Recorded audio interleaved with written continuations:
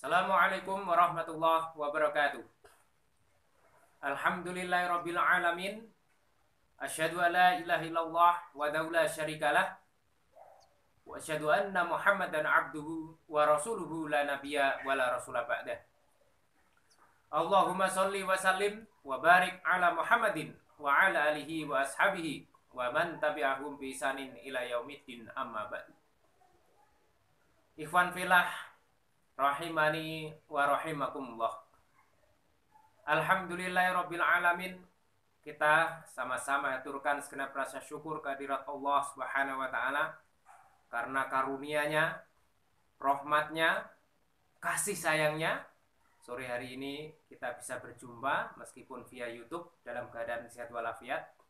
Kita sudah cukup lama ya tidak share kajian ilmu, ya. Maka kita rindu ya untuk belajar bersama-sama dengan saudaraku sekalian. Maka sore ini kita akan menyampaikan suatu topik tentang kajian tafsir surah Al-Ma'arij ayat 19 sampai ayat 25 ya, jadi cukup 6 ayat saja. Insya Allah nanti kita kaji dengan mendalam dan kita bisa mengambil hikmahnya, bisa melaksanakan isinya. Itu suatu nikmat yang luar biasa. Karena orang yang baik itu adalah orang yang mengkaji ya, meskipun sedikit namun diamalkan ya. Daripada kita mengkaji banyak memenuhi kepala kita namun hanya sekian persen yang kita amalkan, mending kita sedikit tapi diamalkan, dihayati diamalkan, itu jauh lebih baik ya, saudaraku sekalian. Saudaraku sekalian yang budiman dimanapun berada ya. Tema besar ya, dari kajian tafsir surah Al-Ma'arij ya, ayat 19 sampai ayat 25 ini ya, masih seputar tentang karakter manusia ya. Kemarin pada pertemuan yang lalu kita sudah membahas surah Al-Anfal ayat 2 juga tentang karakter orang beriman. Maka ini kita akan membahas tentang ya, karakter manusia ya, secara umum ya. Nah, bagaimana orang beriman itu dan bagaimana orang yang kurang imannya ya. Nanti kita akan lihat seperti apa ya. Kita bacakan terlebih dahulu ayatnya ya, mudah-mudahan kita bisa mendapat pahala dari membaca ini. A'udzu billahi minasy syaithanir rajim. Innal insana khuliqa halu'a idza massahu syarru jazu'a wa idza massahu khairu manu'a illal musallin alladzina hum 'ala salatihim daimun walladzina fi amwalihim haqqun ma'lum lis-sa'ili wal mahrum. Alhamdulillahirabbil alamin. Di sini di dalam ayat 19 Allah menyampaikan innal insana khuliqa halu'a. Sesungguhnya manusia itu khuliqa, diciptakanlah ia manusia halu'a, dalam keadaan berkeluh kesah. Idza massahu syarru, apabila ia ditimpa suatu keburukan, jazu'a, dia berkeluh kesah. Wa idza massahul khairu, apabila menimpalah padanya suatu kebaikan, dia mendapatkan nikmat, dia mendapatkan anugerah dari Allah Subhanahu wa taala, manu'a, dia menjadi bakhil. Illal musallin, kecuali orang-orang yang mengerjakan sholat. Alladzina hum ala sholatihim daimun, yaitu orang-orang yang senantiasa terus-menerus dalam menjaga sholatnya. Walladzina fi amwalihim, dan orang-orang yang di dalam harta mereka, dan orang-orang yang di dalam harta mereka, hakun, terdapat hak, maklumun, yang tertentu, lisaili, terhadap orang yang membutuhkan dan meminta, wal mahrum, orang yang membutuhkan namun karena menjaga dirinya ifah, dia tidak meminta. Nah, nanti akan kita kaji terlebih dalam ya, apa bedanya as-sa'il dan al-mahrum itu. Baiklah, kita akan kupas ya bersama-sama ayat ini. Jadi dalam ayat yang ke-19 dari surah Al-Ma'arij ini, ya, Allah menjelaskan hakikat manusia secara umum, ya, secara global, secara general. Ya, manusia itu di sini dijelaskan Allah ciptakan manusia itu dalam keadaan halu'a, ya, berkeluh kesah. Ya. Jadi kebanyakan manusia yang ada di muka bumi ini suka berkeluh kesah. Ya. Ya, terkait dengan keluh kesah ini dijabarkan dalam tafsirnya. Yaqulu ta'ala, Allah Subhanahu wa taala berfirman, mukhbiron mengkhabarkan anil insan tentang manusia. Wa ma huwa majbulun alaihi, dan tentang karakter yang melekat di dalam dirinya. Minal akhlak, ya, dari akhlak, ya, ad dinia. Ya, jadi minal akhlak, dari akhlaknya. Innal insana khuliqa halu'a. Tsumma fassara biqaulihi idza masau syarru jazua. Jadi ditafsirkan. Jadi innal insana khuliqa halu'a itu ditafsirkan dengan ayat berikutnya, yaitu idza masau syarru jazua. Apabila manusia tertimpa suatu keburukan, suatu kemalangan, suatu hal yang tidak mengenakan, ya, bisa jadi musibah atau cobaan atau ketidakberuntungan, ya, mungkin berdagang kemudian rugi, atau mungkin dia punya cita-cita gagal, ya, misalnya seorang laki-laki yang punya keinginan yang sangat kuat, ya, terhadap seorang akhwat, ya, begitu cintanya dia, ya, kepada akhwat itu, ya, dengan kecintaan yang sangat dalam, ya.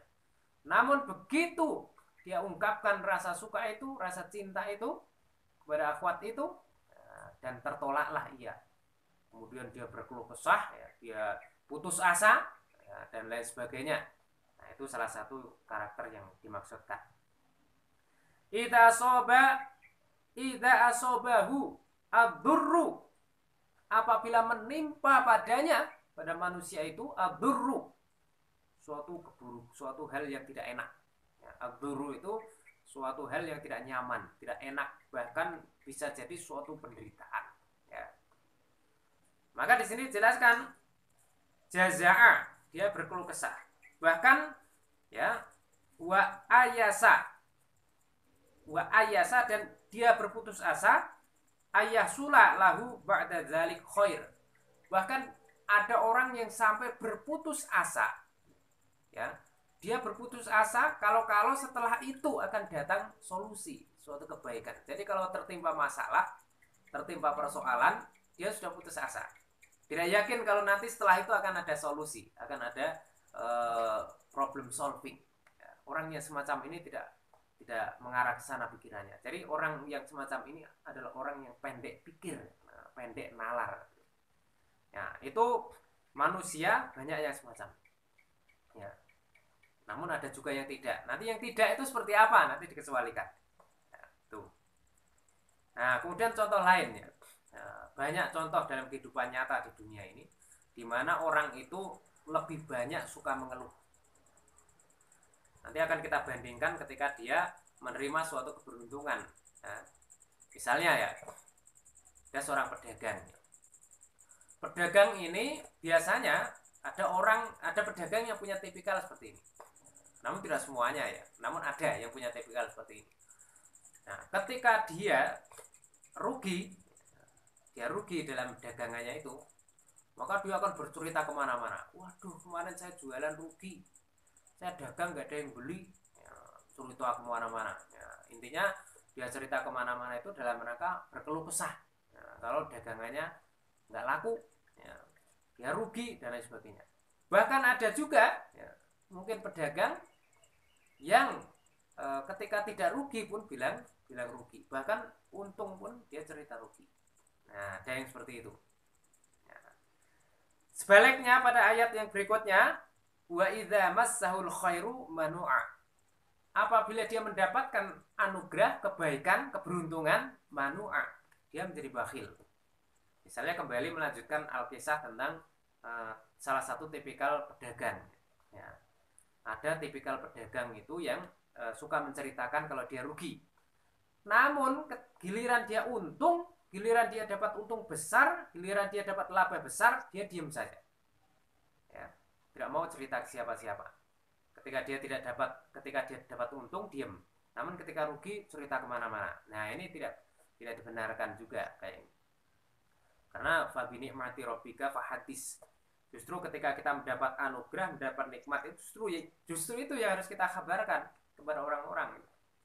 Nah, boleh-boleh saja menceritakan suatu ketidakberuntungan dan sebagainya, itu tidak dilarang ya. Namun jangan terus kemudian tidak berimbang ya. Giliran rugi cerita kemana-mana, giliran untung nggak cerita, itu namanya tidak imbang ya. Kalau imbang ya ketika rugi cerita, untung pun juga harus cerita. Nah ini sifat kebanyakan manusia yang digambarkan oleh Allah Subhanahu Wa Taala dalam surah Al-Ma'arij 19 sampai 21. Dalam ayat yang kedua-dua dikecualikan ya, orang yang bisa terbebas ya, dari karakter buruk seperti itu, ya, sifat keluh kesah sebagaimana yang ada dalam kebanyakan manusia. Siapakah orang yang khusus itu? Karena di sini menggunakan istisna ya, pengecualian. Artinya apa? Ini kekhususan. Berarti kalau umumnya kebanyakan itu berkeluh kesah, maka yang ini tidak. Berarti ini khusus, ini istimewa. Siapakah? Illal musallin, kecuali orang-orang yang sholat. Alladzina hum ala sholatihim daimun. Ya, kecuali orang-orang yang mengerjakan sholat. Dan ditambah lagi penafsiran pada ayat 23, yaitu orang yang sholatnya itu dawam, ya, daim, dawam, terus menerus ajek ya. Dia komitmen dengan menjaga sholatnya berkualitas. Artinya apa? Orang yang sholat dan sholatnya berbobot atau berkualitas, maka dia akan terbebas dari sifat keluh kesah seperti itu. Artinya apa?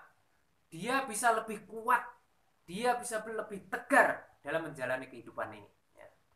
Ketika orang itu sholat dan sholatnya itu dawam atau daim, ya, dia sholat luar dalam, ya, lahir batin. Ya. Artinya apa? Fisiknya sholat, hatinya juga sholat. Ya, dia telah mampu meresapkan sholat, dia telah memahami hakikat sholat. Maka orang ini akan lebih tegar dalam menghadapi hidup. Artinya apa? Kalau orang yang selain itu ya, banyak berkeluh kesah ya, terhadap kehidupan yang dihadapinya, suka berputus asa kalau mendapat masalah. Namun orang-orang yang musallin, yang daim dalam sholat ini, ad-dawamu fi sholah, dawam dalam hal sholat, maka mereka akan lebih tangguh, lebih tegar dalam menghadapi hidup, lebih tegar dalam menghadapi persoalan, lebih kuat dalam menghadapi permasalahan. Apalagi dia suka sholat lail, sholat tahajud, di mana Rasulullah dulu menghadapi suatu problematika dalam dakwahnya, ya, permusuhan sana sini, ya, pertentangan dari sana sini, namun dia ahli sholat malam, ahli qiyamul lail, maka Rasulullah kuat dan tangguh dalam menghadapi segala benturan kehidupan itu. Maka intisari yang bisa kita ambil dari sini, resep yang Allah berikan kepada kita. Kalau saudara-saudaraku sekalian dimanapun berada, ingin tangguh dalam menghadapi hidup, ingin tegar dalam menghadapi permasalahan, maka kuncinya adalah ad-dawamu fis sholah. Ya, sholatnya dijaga. Ya, hati-hati dalam menjaga sholatnya. Terus menerus, serius, tingkatkan kualitas sholat. Maka insya Allah karakter ini akan bisa kita raih. Jadi kita bisa kuat, tegar dalam menghadapi gelombang permasalahan dalam hidup ini. Itu yang harus kita ambil kesimpulan dari dua ayat ini. 22 sama 23. Ini bisa kita raih. Artinya apa? Kita bisa untuk mencapai karakter orang yang tangguh dalam hidup. Dan kalau kita bisa tangguh, tegar dalam menghadapi kehidupan, ada permasalahan, ada prahara apapun, ada gelombang problematika yang kita hadapi di dunia ini, apapun masalahnya. Kenapa? Apa rahasianya? Orang-orang yang ad-dawam fi sholah, ya, bagus sholatnya, kok dia bisa tegar, dia bisa kuat menghadapi persoalan apapun yang dihadapi, karena dia punya Allah, hatinya nyambung kepada Allah. Karena as-sholatu mi'rajul mu'minin. Sholat itu adalah mi'rajnya orang-orang mukmin. Ketika dia sholat, dia berdialog dengan Allah, dia nyambung kepada Allah. Artinya apa? Kalau ada persoalan, dia berkeluh kesah pada Allah, bukan kepada makhluk. Ya. Kalau ada persoalan dia bersandar kepada Allah dan Allah akan beri solusi kalau dia memang benar-benar sungguh-sungguh dan serius dalam memohon pertolongan kepada Allah Subhanahu wa taala. Itu kuncinya, itu rahasianya. Mengapa kok al-musallin ad-dawam fi shalah ini mampu dan sanggup memiliki karakter yang tegar dan tangguh seperti itu dalam menghadapi kehidupan. Itu saudaraku, kunci yang bisa kita ambil supaya kita bisa memiliki ketegaran dalam menghadapi hidup. Ya, jadi kita harus pahami kalau kita ingin tangguh, kita ingin tegar ya dalam menghadapi kehidupan ini, ya, perkuat hablum minallah. Hubungan kita dengan Allah kita perkuat. Ya. Dengan apa? Dengan menguatkan, meningkatkan spiritualitas kita, yaitu dengan memperbaiki sholat kita. Kemudian pada ayat yang berikutnya, ya, orang yang mampu untuk tidak berkeluh kesah itu ya, bisa dengan resep yang lain juga. Walladzina fi amwalihim haqqum ma'lum. Jadi orang yang di dalam hartanya itu ada hak-hak tertentu. Artinya apa? Dia ya menafkahkan, menginfakkan sebagian rezekinya di jalan Allah. Ada hak orang miskin, ada hak anak yatim. Ya. Artinya apa? Dia berinfak dengan hartanya kepada as-sa'il dan al-mahrum. Apa itu as-sa'il? As-sa'il adalah orang yang sangat butuh, orang yang butuh pertolongan dan dia terus terang ya meminta pertolongan kepada kita. Dia butuh, kita menolong. Dia datang kepada kita minta tolong. Itu namanya as-sa'il. Ya. Kemudian al-mahrum, dia sangat butuh pertolongan kita. Ya. Dia sangat butuh bantuan kita. Mungkin dia bisa mau melunasi hutangnya dan lain sebagainya. Namun dia ifah menjaga diri, dia hanya bersandar pada Allah saja. Nah, dia nggak enak kalau mau minta kepada kita. Maka kemudian orang yang semacam ini disebut al-mahrum. Dia disebut al-mahrum. Dan kalau Allah memberi solusi, maka bisa kita mengetahui kalau dia butuh, maka meskipun dia tidak minta, meskipun dia tidak bilang kepada kita, ya kita otomatis akan memberi kepada dia. Itu al-mahrum. Jadi demikian Bapak Ibu Saudaraku sekalian, ibu-ibu saudaraku sekalian dimanapun berada, kunci kalau kita ingin menjadi orang yang tangguh, hubungan dengan Allah perbaiki, hubungan dengan manusia juga perbaiki, ya, hablum minallah, hablum minanas, kita harus kuat. Demikian pemirsa Mafatihus Sa'adah Channel yang bisa saya sampaikan dari poin kajian ini. Mudah-mudahan bermanfaat. Terus bersama MS Channel, insya Allah MS Channel akan selalu hadir. Ya, kita akan senantiasa mengkaji, mengedukasi, dan mencerahkan. Ya. Kita akan berikan konten-konten pemahaman Al-Quran, ya, tafsirul Quran. Mudah-mudahan ini bisa membantu kita bersama untuk belajar bagaimana kita bisa beragama dengan benar, kita bisa memahami Al-Quran dengan benar, dan kita bisa mengambil hikmah untuk kehidupan kita, sehingga kita tidak menjadi orang yang cengeng, sehingga kita tidak menjadi orang yang lemah sekali dalam hidup ini, tapi kita menjadi orang yang kuat, menjadi orang yang tegar, menjadi orang yang tangguh. Itu saudaraku sekalian yang bisa kami sampaikan. Banyak khilaf mohon dimaafkan ya. Nun wal qalami wa maisturun fastabiqul khairat. Wassalamualaikum warahmatullahi wabarakatuh.